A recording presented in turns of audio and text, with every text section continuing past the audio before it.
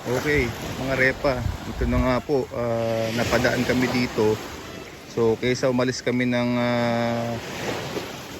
wala man lang nagagawa dito sa masakit sa mata ng mga basura. So nagdesisyon na lang kami ni Commander na bawasan ito. So maglimot-limot ng basura. So nakakaawa kasi ito ang ating tabing dagat pagka ganito, dahil alam nyo ba na libre na nga natin nagagamit ito, inaabuso pa natin. So yung mga naglilinis dito ay siguro nanawa na dahil nang lagi na lang naglilinis, ganito pa rin yung ginagawa ng ating mga kasamahan na gumagamit ng dagat, tatapon ng basura dito. So maging naman tayo responsable sa paggamit ng tabing dagat na ito at yung pagkatapon natin ng basura.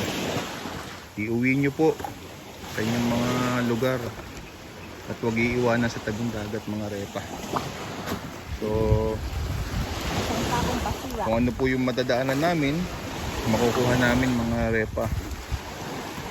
So sana maging ehemplo itong ginagawang ito upang tayo po ay matauhan na, mga kasama. Marunong tayong maawa sa ating kapaligiran. Okay, yun lamang po at maraming salamat po, mga repa.